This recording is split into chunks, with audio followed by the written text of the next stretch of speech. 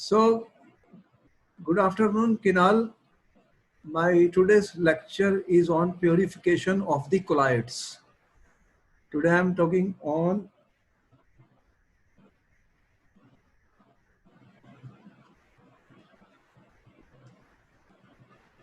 purification of colloids.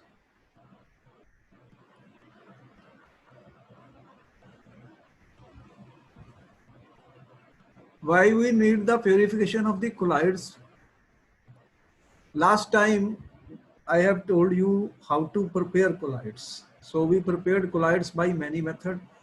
For metals, for gold, platinum and silver, I used Brady-Garg method for the preparation.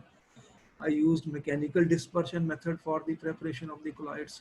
Then I used chemical methods like oxidation, reduction and displacement reactions for the preparation of the colloids. The problem is that the colloids have got impurities. What I'm saying, there are impurities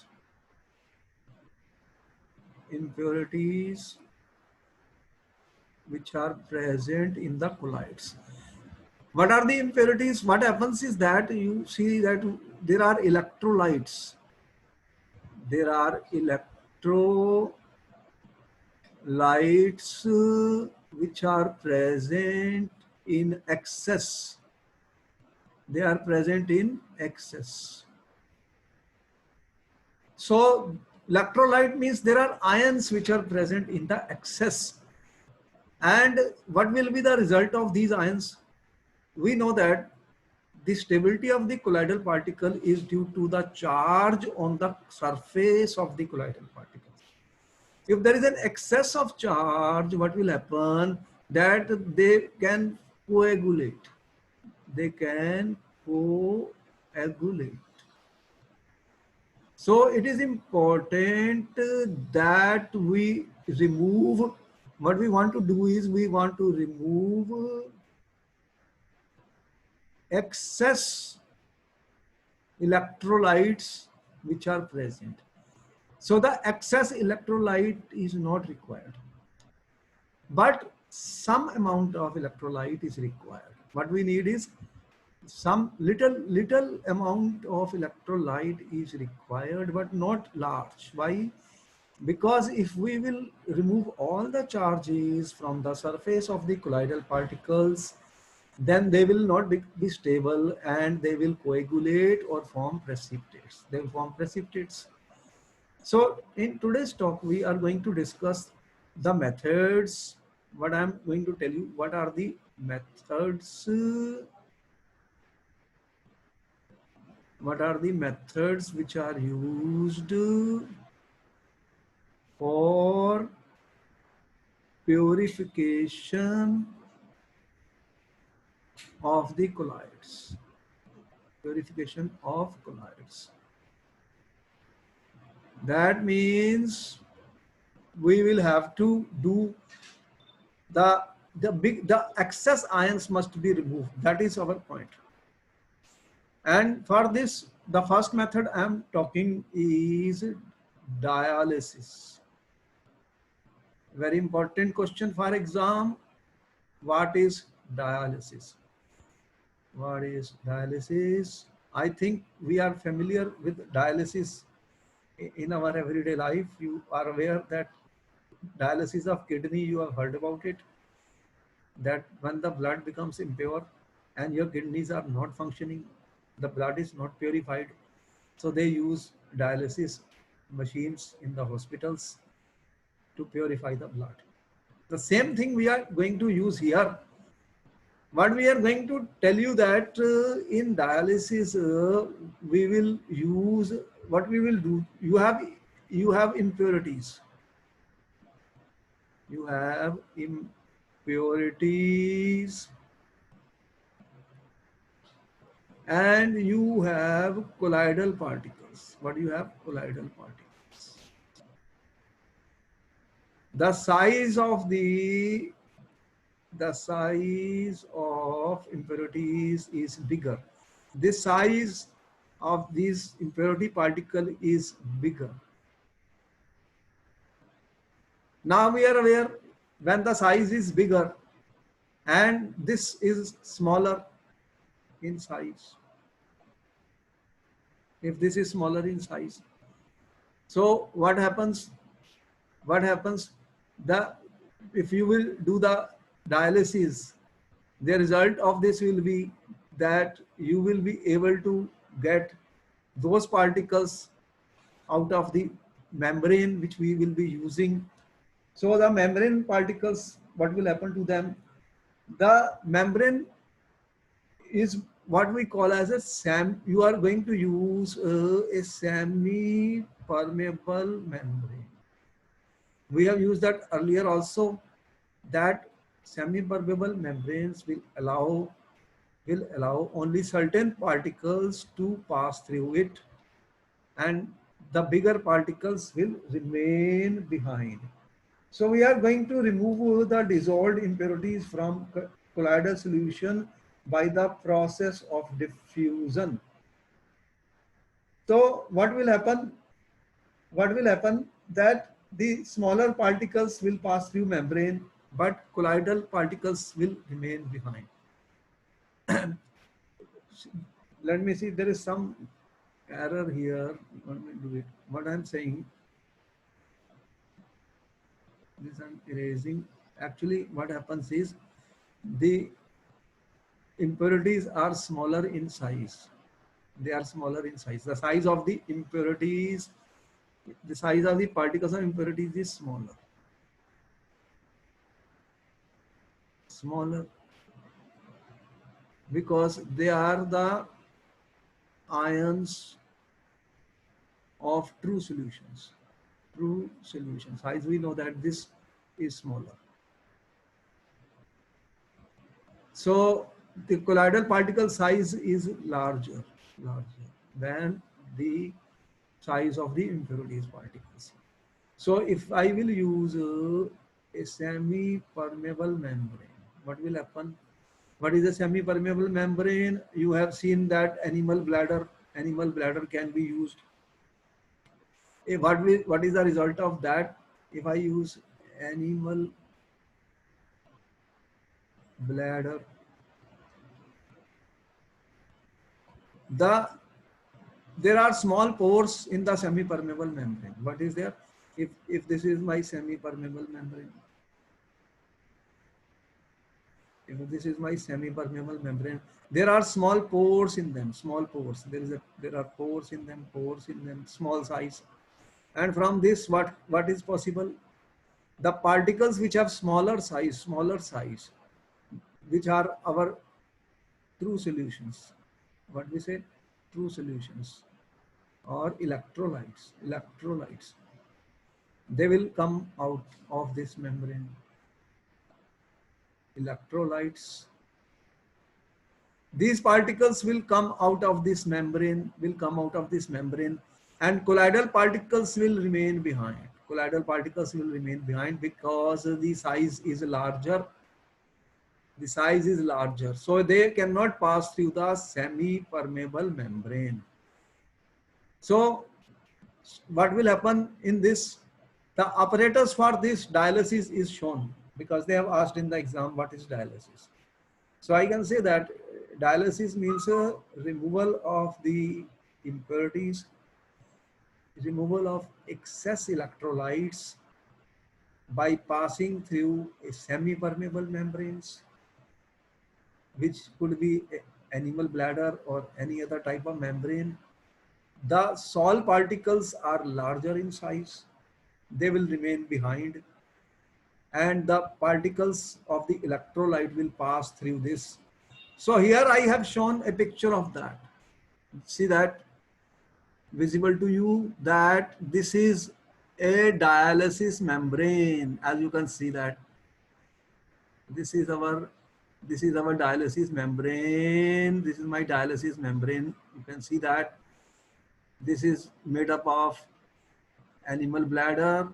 Inside this I have the colloidal solution. This is our colloidal solution, and you can see that the apparatus is set up like this. Water in.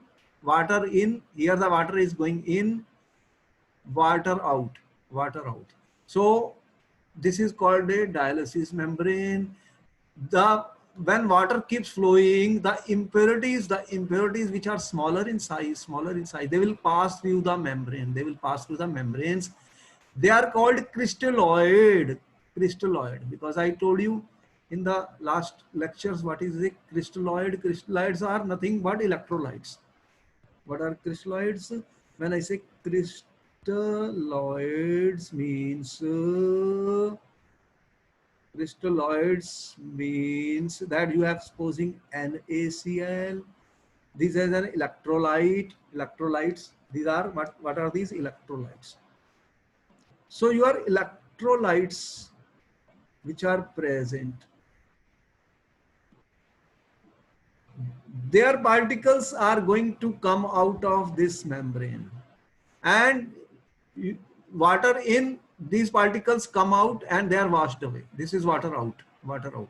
So slowly and slowly the impurities will be removed, and inside the bag you will be left with colloidal particles.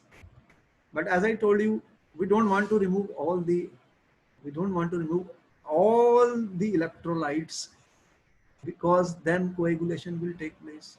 So by this method, we can purify the colloids. This is our first method, which we call as dialysis. This process is called dialysis. The same same procedure is followed in the hospitals for the purification of our blood, for the purification of our bloods by the process of the dialysis. By the process of the dialysis. I hope this is clear, diagram is clear. Bag, salt particles, there are impurities, the size of the impurities particles smaller, true solution. So water in, water keeps flowing, the impurities go out, impurities keep going out, and slowly you will get a colloids which is pure, and impurities have been removed. But you see that this process is slow. The problem with this is that it is a very slow process. What is the problem? Dialysis is a slow process.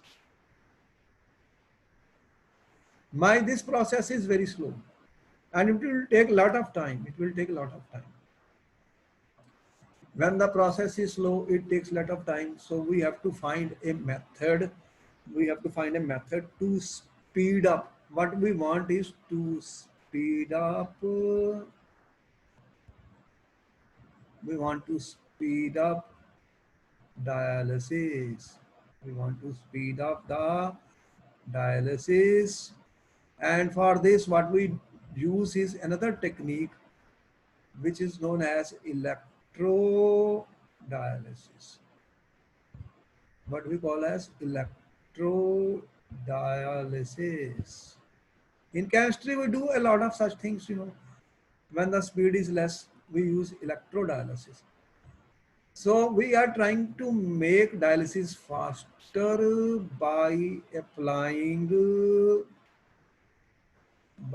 applying an electric field. What we will do, we will apply an electric field. So we will apply an electric field. What will be the result of that electric field? The colloidal particles you have told me are charged particles. They are charged particles. Colloidal particles are charged particles.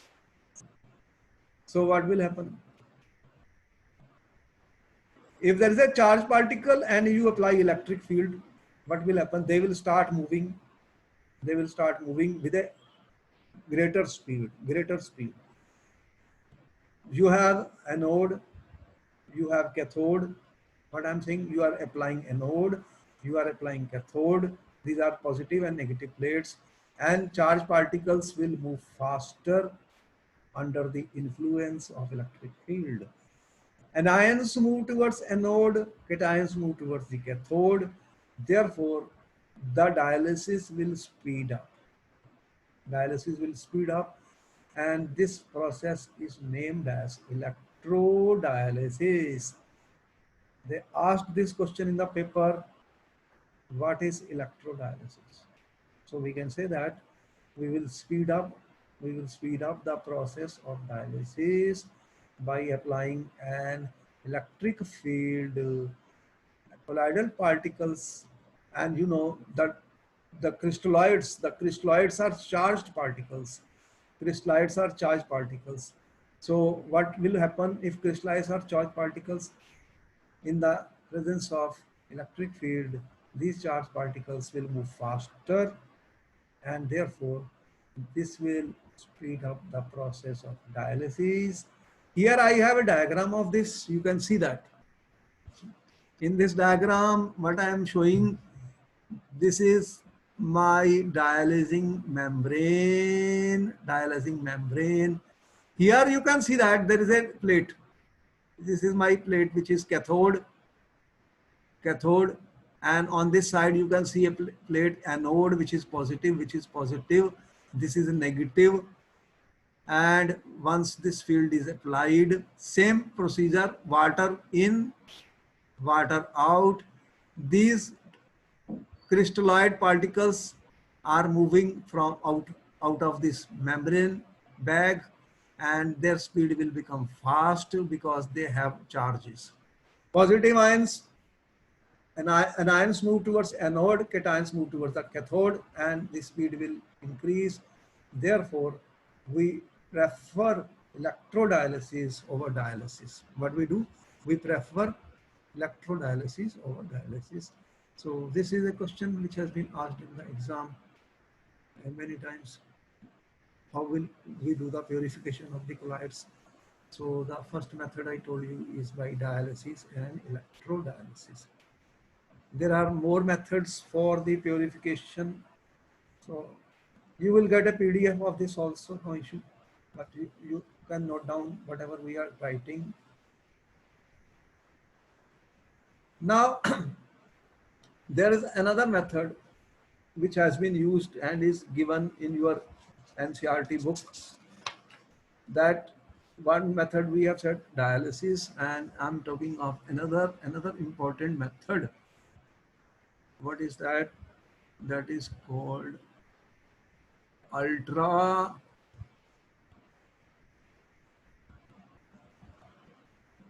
purification. Ultra purification. What do you mean by ultra purification method? Rather, I should say ultra filtration. Instead of this, I'm saying ultra filtration. I will do purification, but filtration, ultra filtration.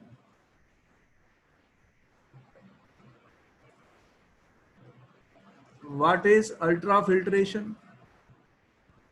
You have seen normal filtration in the chemistry lab. If you have suspension or precipitates, we filter them. But here, you know, the size of the colloidal particle is smaller. So ordinary filtration cannot be done. We are aware of ordinary filtration. Ordinary filtration which you do in chemistry lab. This not going to work here. This is not going to work here because the size of colloidal particles is smaller. Size of colloidal particle is smaller. Therefore, I have to prepare a special filter paper, which is known as ultra filter paper. So we have to prepare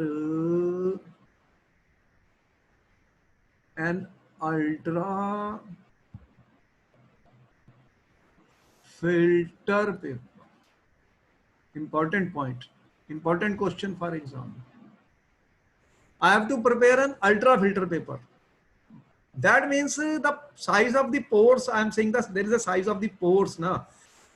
The ordinary filter paper size of the pores is bigger. The size of the pore is bigger in ordinary filter paper, which is maybe around 1000 micrometer.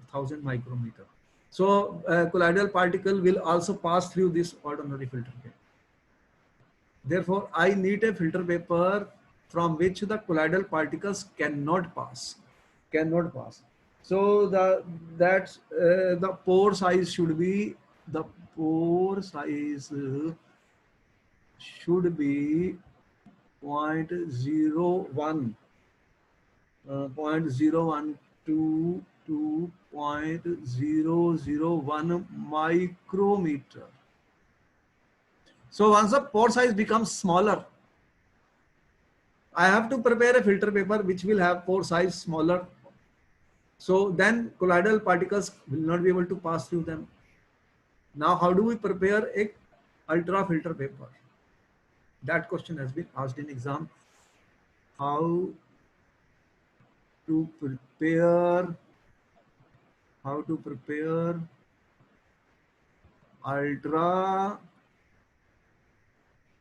filter paper? How to prepare ultra filter paper? How will we make ultra filter paper? What they use is 4% solution of nitrocellulose. So what we do is we prepare, what we are going to do is we are going to prepare a collidone solution. Collidone solution. We will prepare a collidone solution. Collidone solution is 4% nitrocellulose. 4% nitrocellulose. Very important. 4% solution of nitrocellulose in a mixture of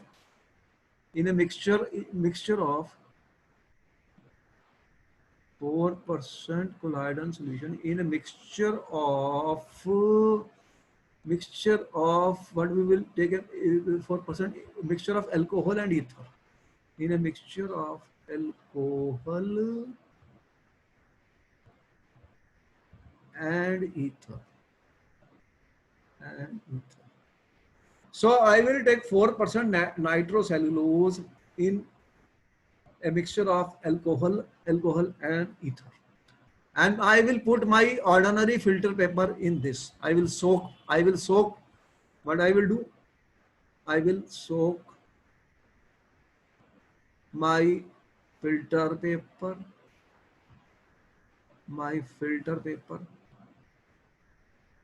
In this solution. What I am trying to say that here I have alcohol plus ether, alcohol plus ether plus 4% nitrocellulose.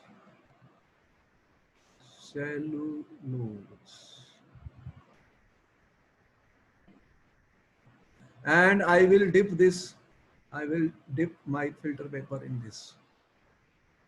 This is my filter paper.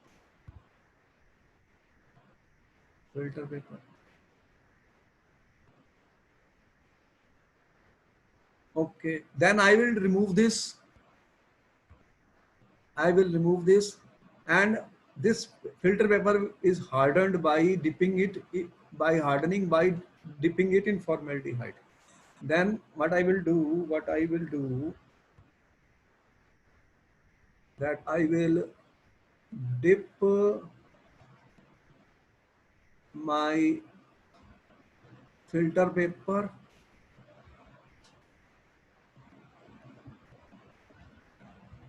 in formaldehyde. Formaldehyde. What I am doing? Formaldehyde.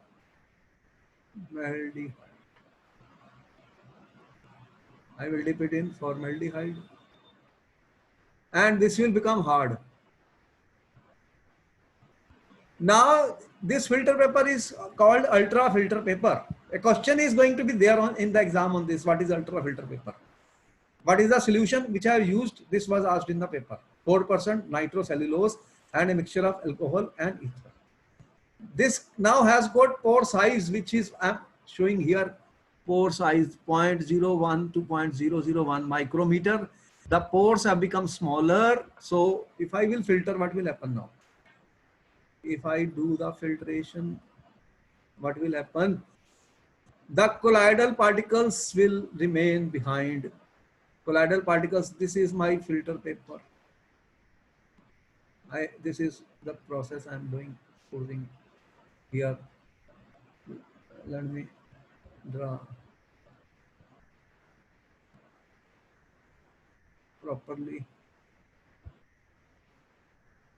What I have said that I have this, this, this, this, and here is my filter paper.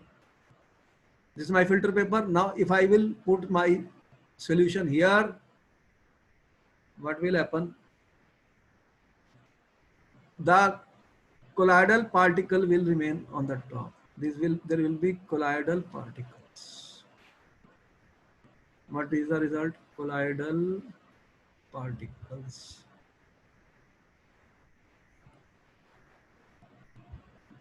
And the solution will pass. These are my true solution. True solution. So once we get the colloidal particles, they are separated, then we will again take our colloidal particle and mix with the solvent by the dispersion process to get the colloidal sol. This colloidal sol is now free from impurities, because impurities have gone in the solution. So this process is called ultrafiltration. Very important. Have been asked many times. Which solution I'm using? 4% nitrocellulose in alcohol and ether. Very important. Then soak in formaldehyde. It becomes hard. So here we have shown you what we are saying. The usual condition, collidon. He asked a question in the paper. What is a collidon solution? It is a 4% solution of nitrocellulose in a mixture of alcohol and ether. Ultra filter paper may be prepared by soaking the filter paper in collidon solution, hardening it by formaldehyde, and then drying it. So these materials is used. But the problem is, again, what is the problem? This is going to be a slow process. We are all the time facing a difficult situation that the processes are slow. So we need to speed up. Therefore, to speed up, what they use to speed up? I want to speed up. To speed up, there are two ways. One is to apply pressure. Therefore, we can apply pressure. Pressure is a force, if I apply some force, then I may speed up the process. Or there is something called suction. Suction means what I do in suction, that in this process now I remove the air from here, What will be the result of that? Supposing this is something, and I remove the air from this.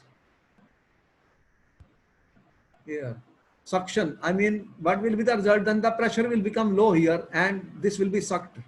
The solution will be sucked, and the process will become faster. So filtration can be speeded up by applying a vacuum pump. What they apply is a pump. There is a pump which can take the air out of this vacuum. Vacuum pumps are there, so we can suck the air. So this will speed up the process of filtration. This is called suction filtration. So we can speed up this process. So there is the second method which we have told you. For this, there is another method also you have heard about, centrifugation. Centrifugation process, centrifugation.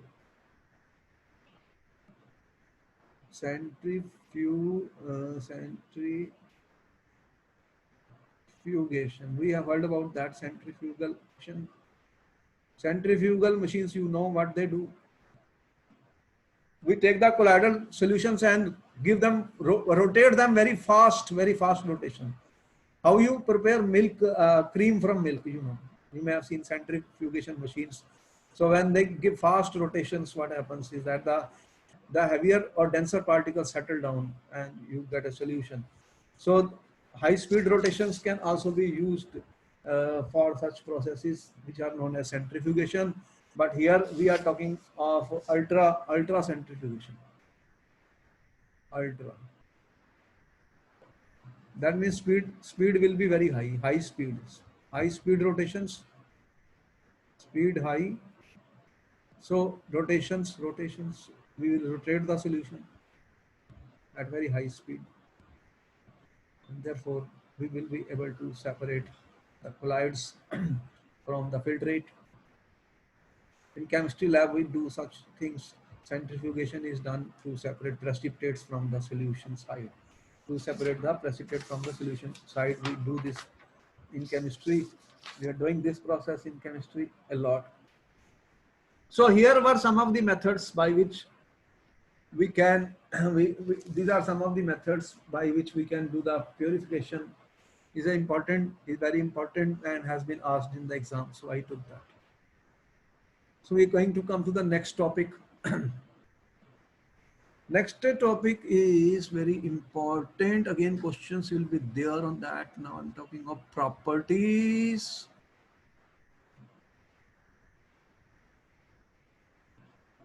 Properties of colloidal solutions. Properties of colloidal solution. So what are the properties of the colloidal solutions? There are so many properties which are going to be discussed. The most important ones which have been asked repeatedly. First I'm talking is very important effect. It has been asked repeatedly in exams. Tyndall effect. Tyndall effect. A very important question for example. We have told you that if there is a colloidal solution and if a beam of light is allowed to pass through the colloidal solution, then the path of the light beam becomes visible. The path becomes visible. So what happens is that the path of the light beam becomes visible. This is due to the scattering of light by the colloidal particles. Scattering of light by the colloidal particles. What happens when a beam of light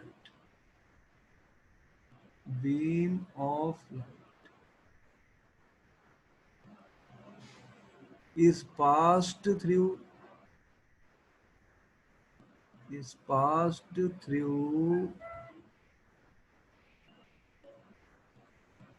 colloidal solution,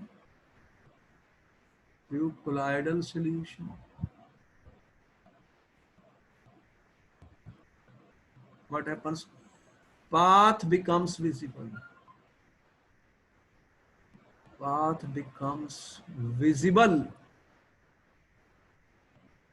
Why? Due to scattering of light. Scattering of light. The colloidal particles have a size 1 to 1000 nanometer. What is the size of the colloidal particle? You know that the size, we told you, 1 to 1000 nanometer. So the size is larger than the particles of the true solution. They, when light beam falls on them, they scatter light, and as a result of which the path becomes visible. Path becomes visible. And for example, in the cinema halls, you will see that the projection of the picture in the cinema hall, you will see a bright cone of light coming from the projector on the screen of the cinema hall, which is due to scattering of light by the dust and smoke particles present there. What is happening? There are dust and smoke particles. They are colloidal in nature. So in cinema hall, what will happen? They will scatter the light, and the path of the beam will become visible. Path of the beam will become visible.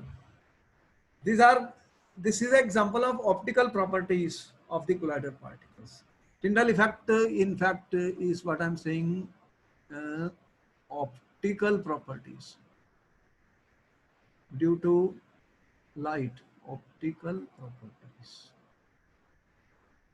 So light beam falling on them, and they scatter light because of the size of the particles. Here I have shown a diagram of this Tyndall effect. See, here is a light source. Convex lens is a convergent lens. It will converge the beam of light. Inside you have colloidal solution. Colloidal solution. Milk is a colloidal solution, or starch solution, or gelatin, or gum solution. These are colloidal solutions. So what they do is, the size of the particle is such that the light is scattered. Light is scattered, and if I put a microscope, I can see the bright scattered lights, just like twinkling of the stars, bright cones of light will be observed. The illuminated path of beam is called Tyndall cone. The illuminated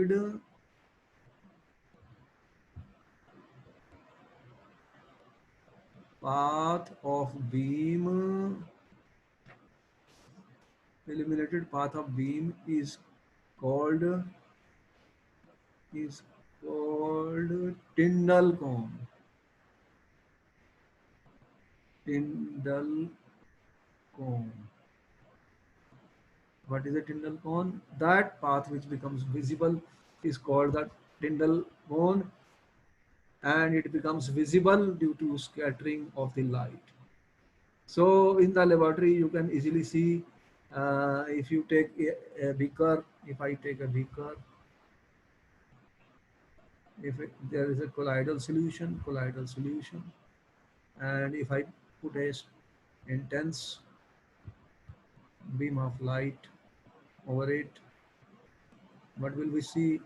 The path will become visible from which the light is flowing. So this is my light. So the path will become visible when the beam of light passes through it. This is known as Tyndall effect. But the important question which has been asked is, what are the conditions? Because this is very important now. When do you think that every light will scatter, or what are the conditions which must be fulfilled, conditions which should be satisfied, conditions to observe the Tyndall effect? Important question. This was asked in paper. What are the two conditions which must be satisfied? You see that the important point is the diameter of the dispersed particle should not be much smaller than the wavelength of the light used. There is a diameter of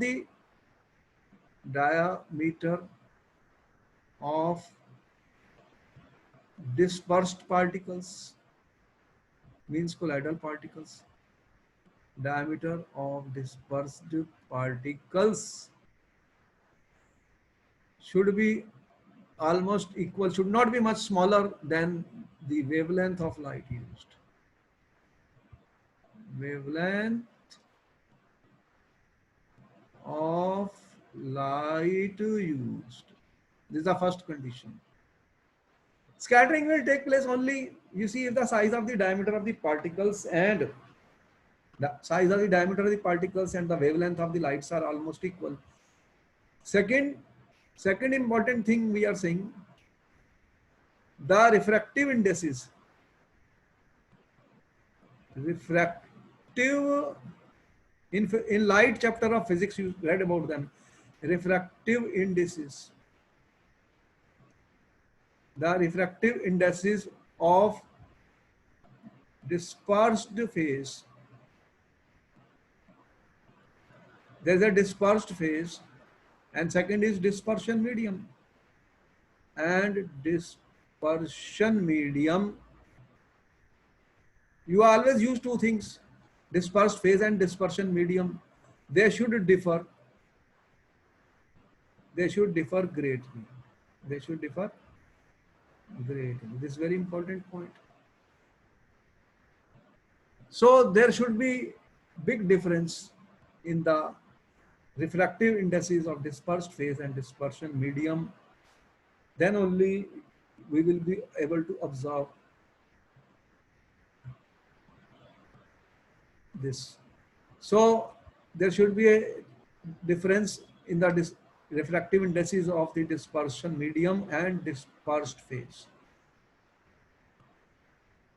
Then we will be able to see these are the conditions. Here I have listed these conditions. In this, what he says, Tyndall effect can be observed during the projection of picture in the cinema hall due to scattering of light by dust and smoke particles. Tyndall effect is observed only when the following two conditions are satisfied. What are the conditions? Diameter of the dispersed particles is not much smaller than the wavelength of light used. Refractive indices of dispersed phase and dispersion medium differ greatly in magnitude. So this is the condition which has to be applied to observe the Tyndall effect. It's an important question, has been asked. We must learn this Tyndall effect. I hope there's no doubt in this. We have shown the picture also and important points we are writing, as well as we have taken it from the book to show you. The main purpose for me is to decode the NCERT book. I try my hard so that you can understand each and every line written in the NCERT book, so that you can answer the questions in the paper. And in every case, I am trying my hard so that we know what type of questions are asked in the examinations. If question is important, we give it more attention and more time for the students. So we know this Tyndall effect is a very important topic. It can be asked in the paper, students. We should learn it. All right. Now, further, I'm coming to more properties of the colloidal solutions. What I'm talking is about the colloidal solution. Properties of the colloidal solution are very important. So in another properties of colloidal solution, very important thing which I want to say is color. Color of the colloidal solution. See that colloidal solutions are colored. If you see a colloidal solution of gold, you will see colors in it. But the color can change. That is the point. Color can change depending on the size and the nature of the particle and the wavelength of the light. The color which we see depends on the wavelength of the light used, size of the colloidal particles, and the nature of the particles. That means different particles and different sized particles will show different colors. when a beam of light is allowed to pass through them, because the scattering will take place and different wavelengths will be observed for the light. So I'm saying colloidal solutions are colored. We are saying colloidal solutions, they show different colors. Different colors. They show different colors. And it depends on wavelength of light, wavelength of light used, and it depends on the size of colloidal particles.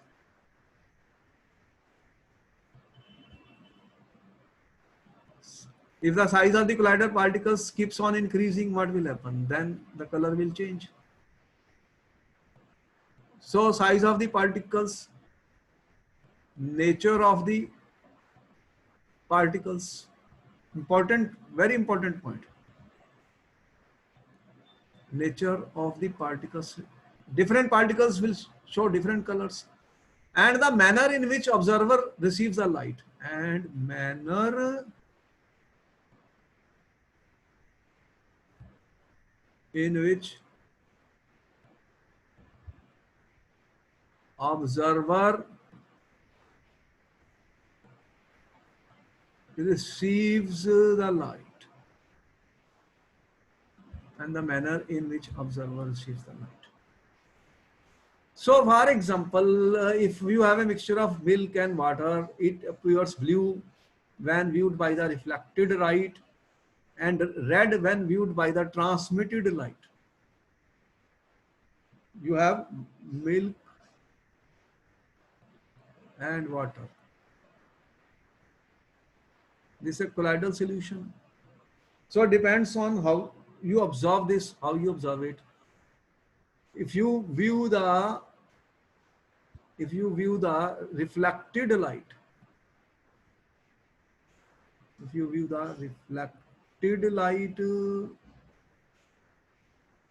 what happens? Reflected light, it appears blue in color. And if you view the transmitted light,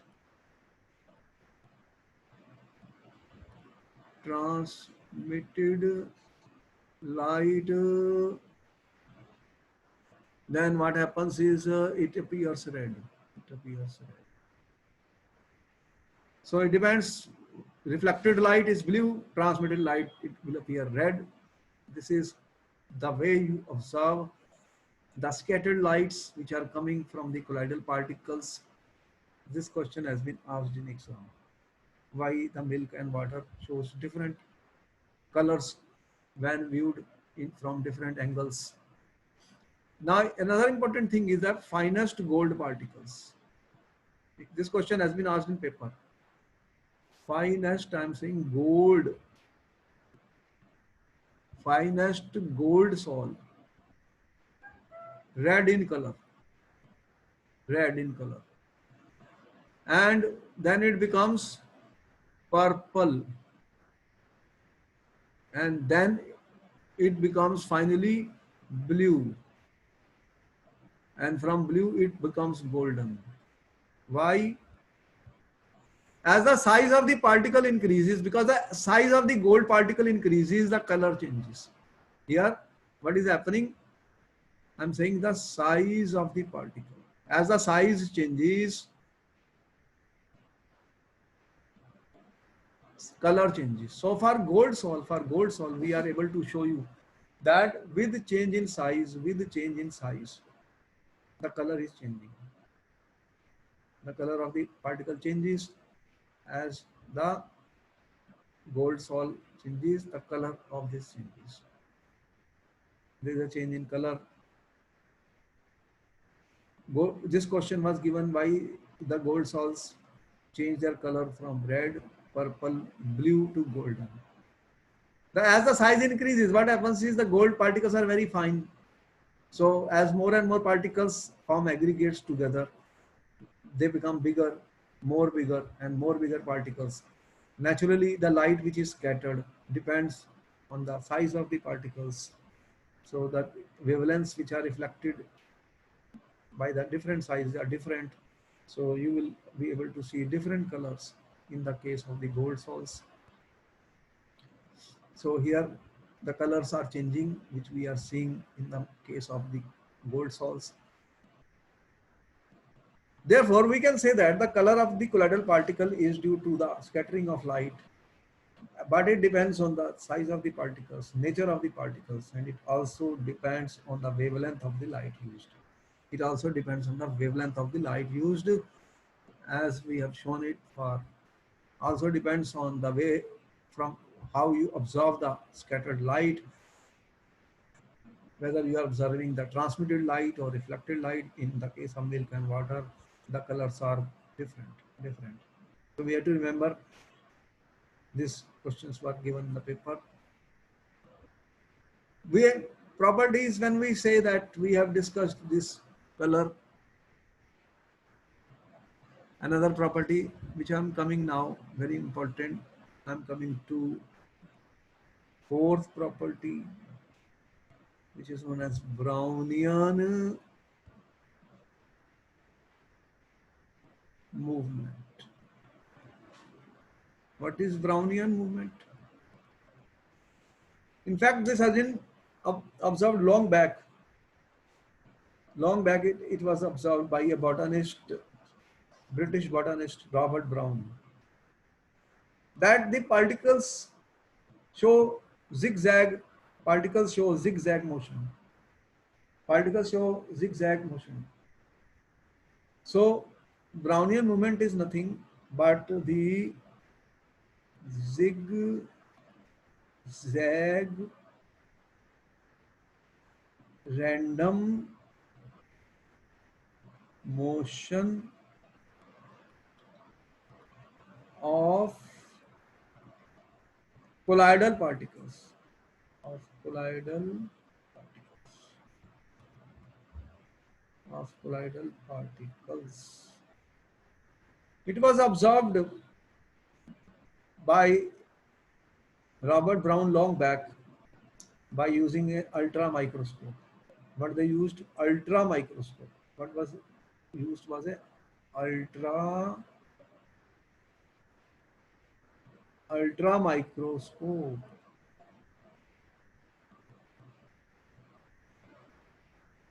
What is an ultra microscope? A powerful UC lens is there which can see the small colloidal particles.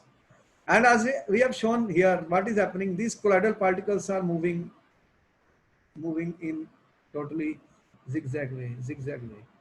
The colloidal particles are moving in totally random way. Here, this type of motion is going on. This movement of motion is known as Brownian movement. This is an important property, because why should there be a Brownian movement?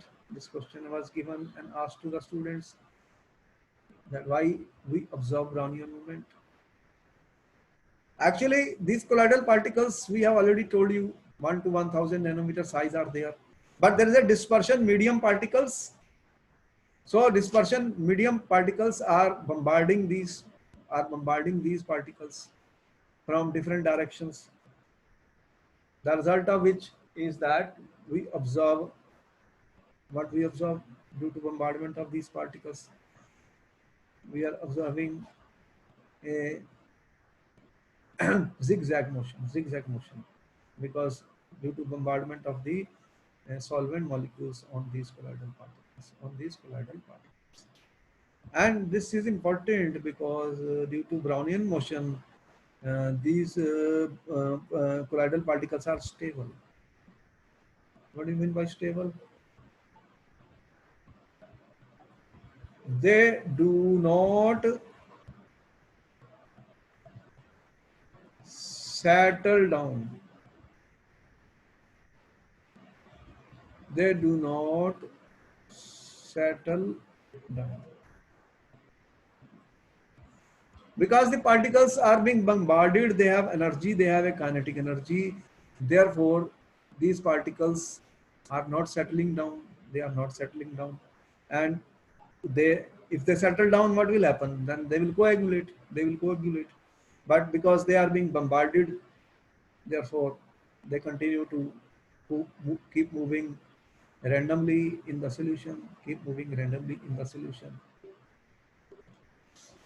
And the result of which is that what we find, these colloidal particles do not settle down, they are quite stable, and they show zigzag motion due to bombardment of the solvent molecules on these colloidal particles. Okay, these are some of the properties which we are discussing, and further more important properties which I am coming now for the colloidal particles. Let us go to the next page. What are the other properties of the colloidal particles? The further properties of the colloidal particles are that colloidal particles are charged particles. Charged particles. Very important property. That colloidal particles are charged particles. Colloidal particles are charged particles.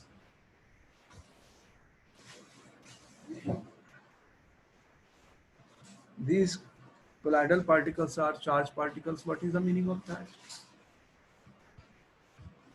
We have told you one of the reason for stability of the colloidal particles is that they absorb, colloidal particles absorb ions on their surface. And all the colloidal particles they absorb same charged ions. Same charged ions. Colloidal particles are absorbing same charged ions. Either they are positively charged or negatively charged. And the dispersion medium will then have opposite charge of the colloidal particles. And due to these charges of the colloidal particles, they are stable. They're stable because of these charges. Because if I consider this a colloidal particle and there is some charge on it, positive, positive, positive, and there's another colloidal particle, this also has positive, positive, positive, positive. So because they have similar charge, they will repel. They will repel. And therefore they do not coagulate. They do not coagulate. Therefore they become stable. If they will coagulate, what will happen? If they coagulate, the result of this will be that they will form aggregates and then they will settle down. If aggregates are formed, they will settle down. So because of the preferential adsorption, what I'm trying to say that there is a adsorption of the ions, but there is a preferential adsorption. Preferential adsorption of ions. Either positive or negative. We will tell you in the next classes what type of ions will be absorbed and why they absorb certain ions and preferential ions are absorbed on them. And there are two types of the charges. I said they can be positive or negatively charged. So we can have positively charged colloids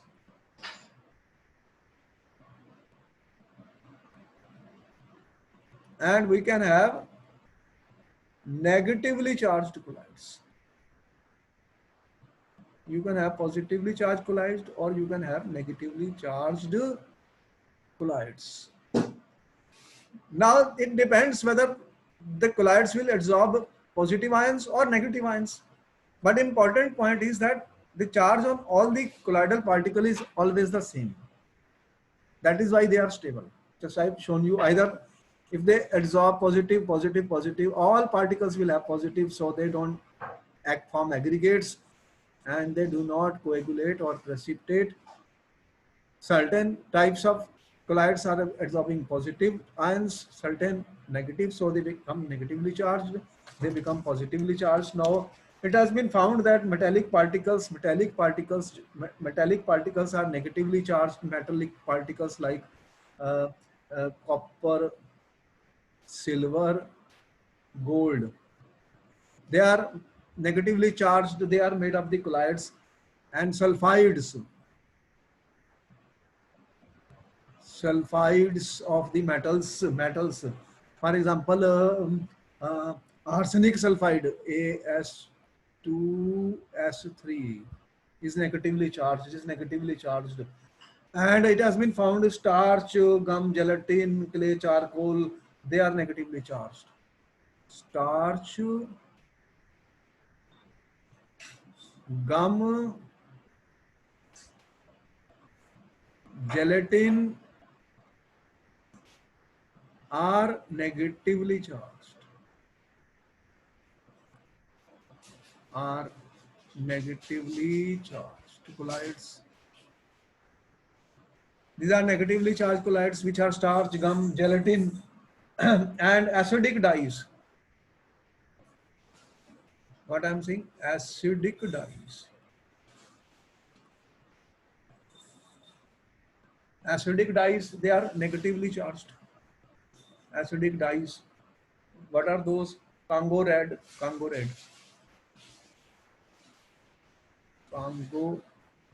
red, and cousin sols. Cousin sols. They are negatively charged. And what are the positively charged? These are mostly metal hydroxides. Metal hydroxides, just like ferric hydroxide, aluminium hydroxide. These are hydroxides. They are positively charged. And oxides of TiO2, they are positively charged. Then hydrated metal oxides like Al2O3, XH2O, they are all positively charged colloids. Hemoglobin, is also positively charged. Hemoglobin in the blood is positively charged. And basic dyes,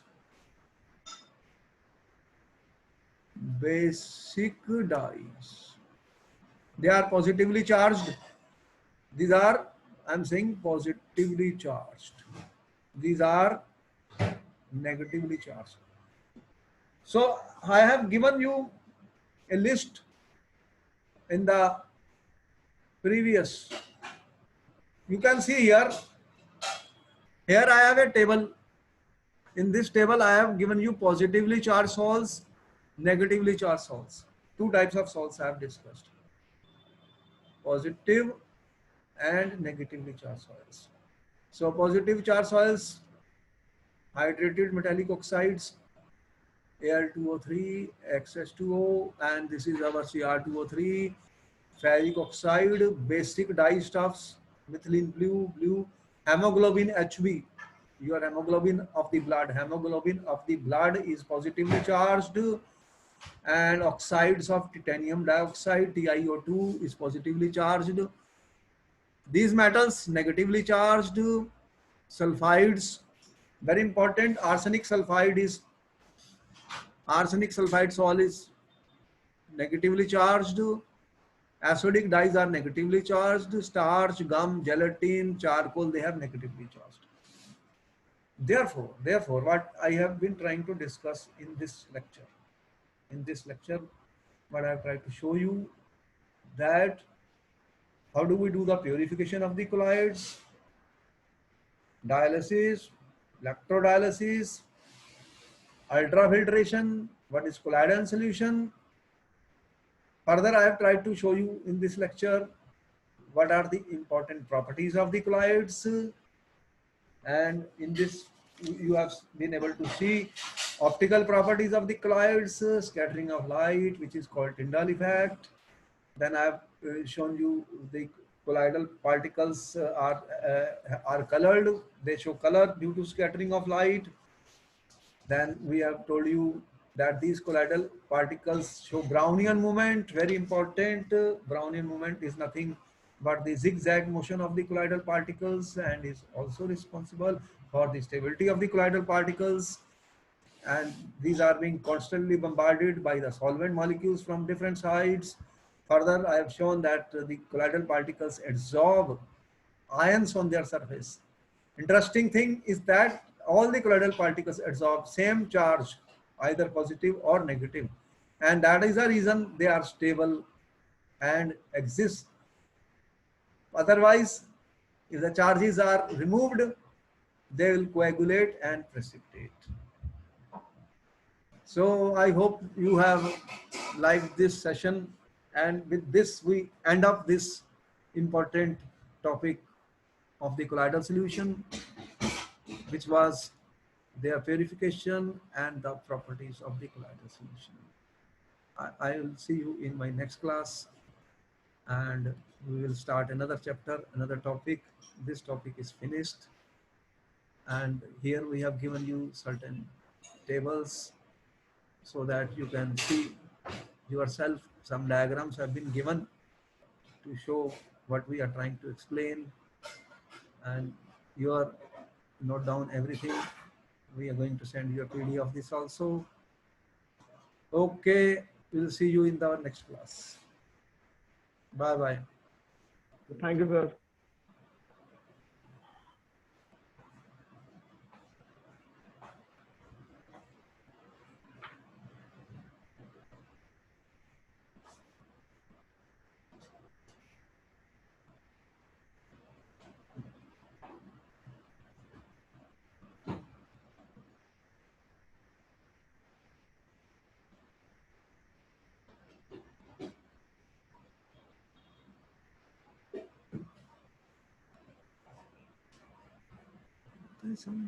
Thanks.